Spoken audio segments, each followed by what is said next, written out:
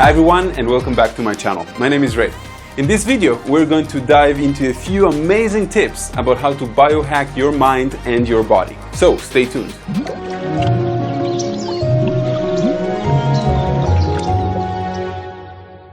I'm going to give you a few amazing, life-changing biohacks in the end of this video. But before that, I need to put in some groundwork, and I need you to understand a lot of things that need to be understood about the subconscious mind. Now, what do we mean by saying biohacking? Biohacking actually means that I'm using my mind, I'm using my character, I'm using new belief systems, I'm using new positive affirmations, I'm using new habits to actually change my mind and my body.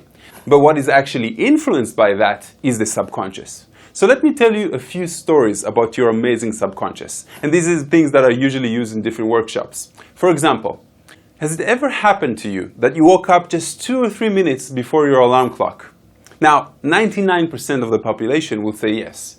Have you ever thought why that happens? I'll tell you why. Because your mind is so brilliant that it knows exactly what time it is. But it also knows that you dislike, even hate your alarm clock. And therefore it will wake you up 2 or 3 minutes prior. Just so you wake up, you'll see it, you say, oh my God, I have to wake up. What a coincidence. So because it knows you don't like the sound of the alarm clock, because you're programmed not to like it, because usually you have to wake up. And who wants to wake up? We usually want to sleep just a little bit more. This example just comes to show you how brilliant your mind really is. Another thing that happened to me is that I was walking one day up the stairs to my Tel Aviv apartment. That was about 5 or 6 years ago, maybe even more. And I started noticing something strange. I noticed that I really needed to take a piss. And I felt that the closer I come to my apartment, the stronger the pressure builds up. In other words, you really need it until you reach the door and you're like, oh my God, I'm going to explode.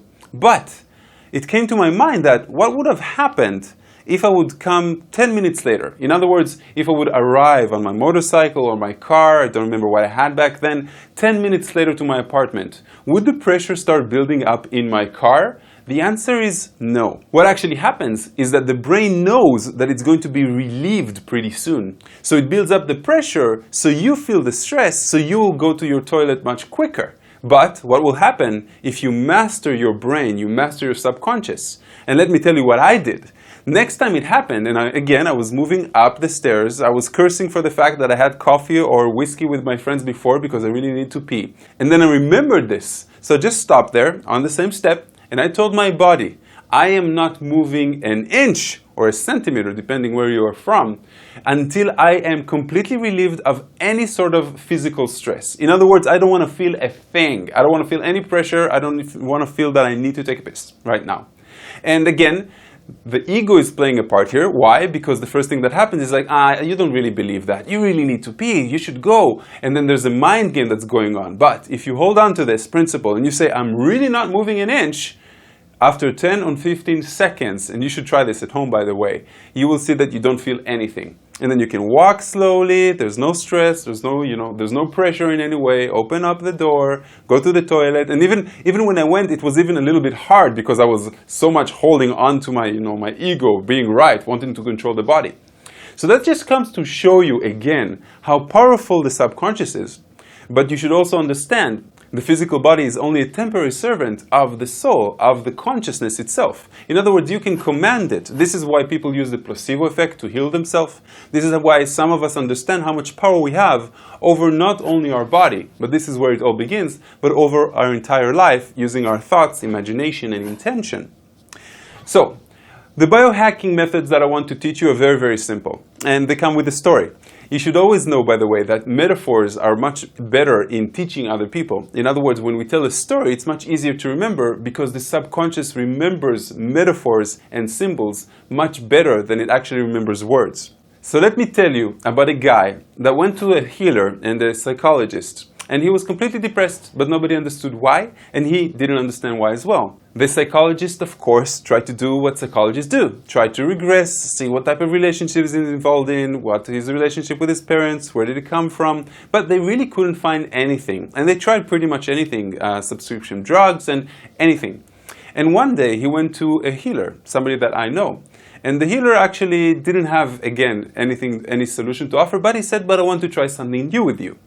I want you to go out of your house every day and I want you to count crows for about an hour. He said, what? What do you mean counting crows? Yes, I want you to count crows, go to a park, just walk for an hour, and every day just write me the number, and after 2 weeks we'll talk again. And he said, what? You crazy? What? He said, trust me, try this.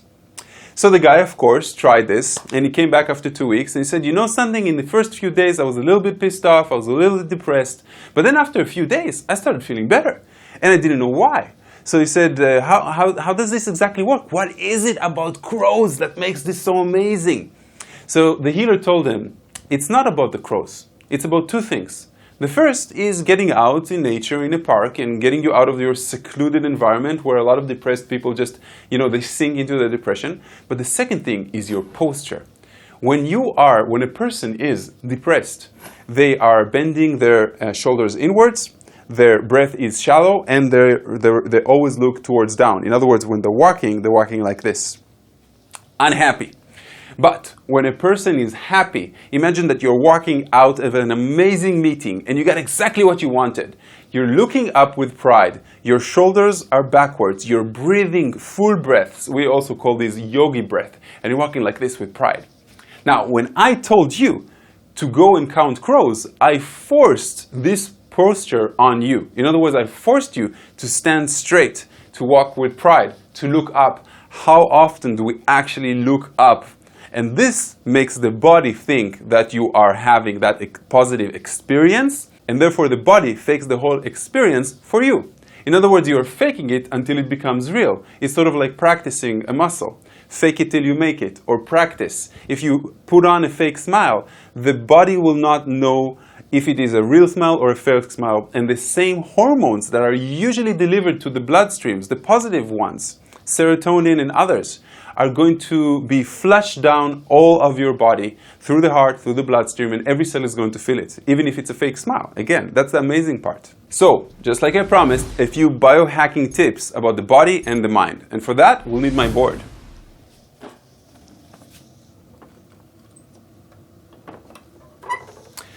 The reason I use my board is because it's easier for you to also see and hear, and that means we're using two of the senses, and that means that your subconscious is going to remember it much easier. So, biohacking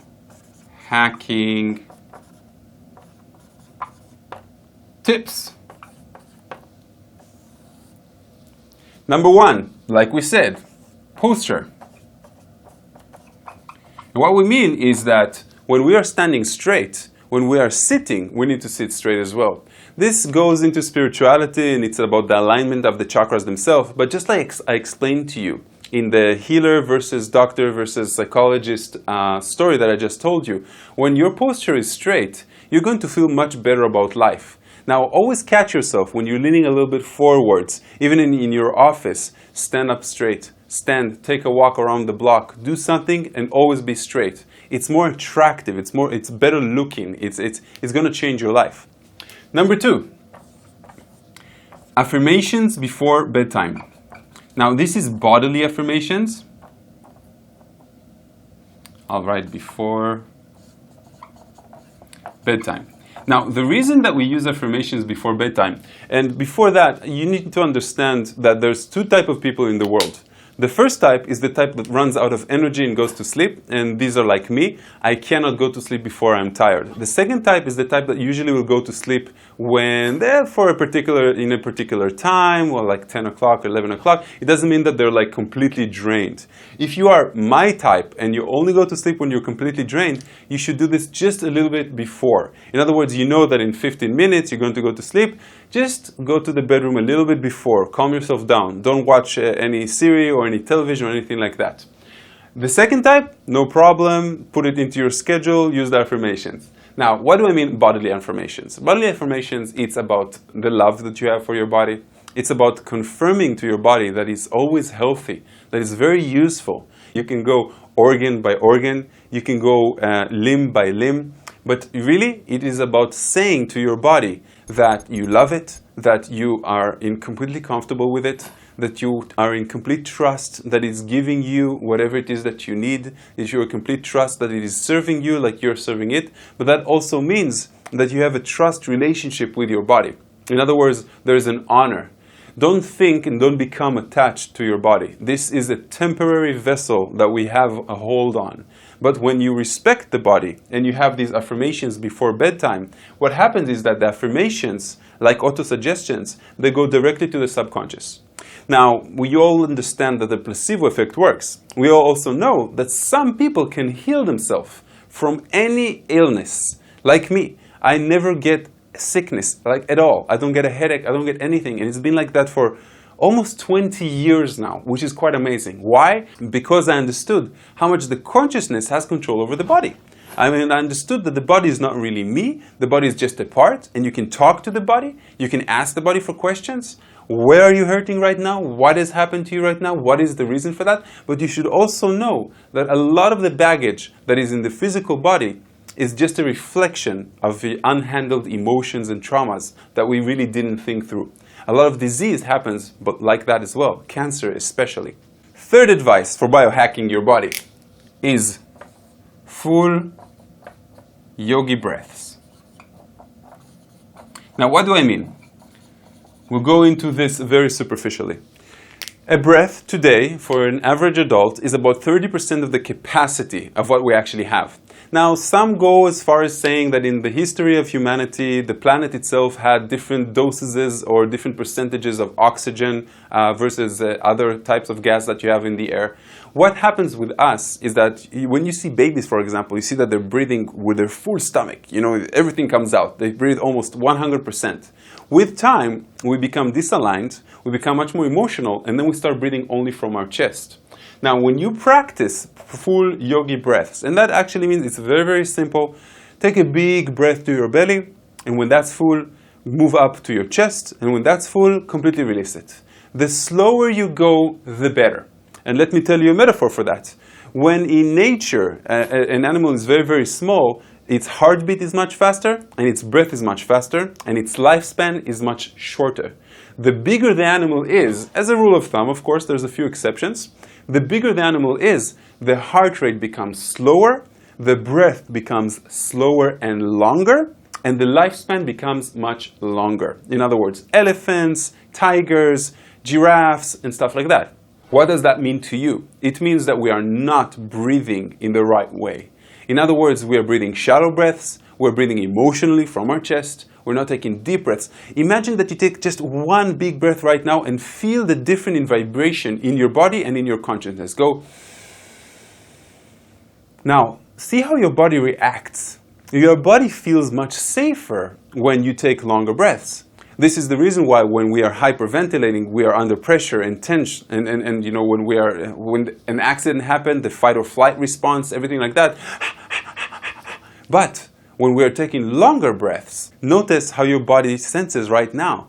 It feels like it's centered, it feels safe. Why? Because you're telling him everything is okay. I'm not breathing shallow breaths. I'm breathing really, really deep. I have time, I'm comfortable, I'm not stressed in any way. And the last biohack that I can recommend is working on your beliefs and subconscious mind.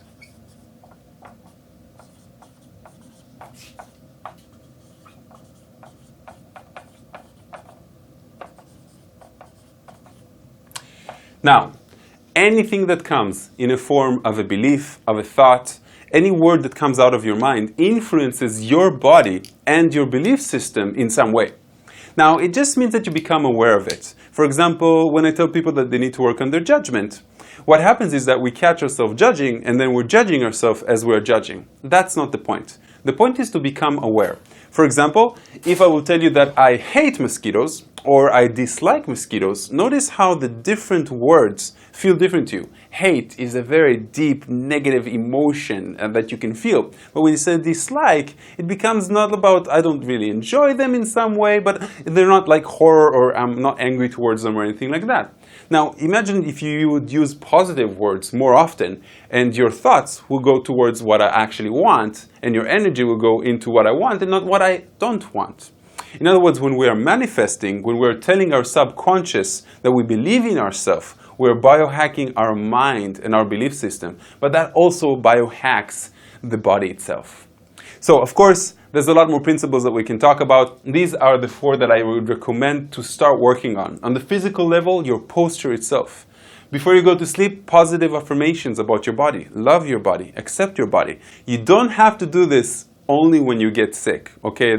Sickness is a reminder. Sickness is when it's too late. You can also do this to prevent. It's called preventative medicine. This used to work in China, by the way, amazing.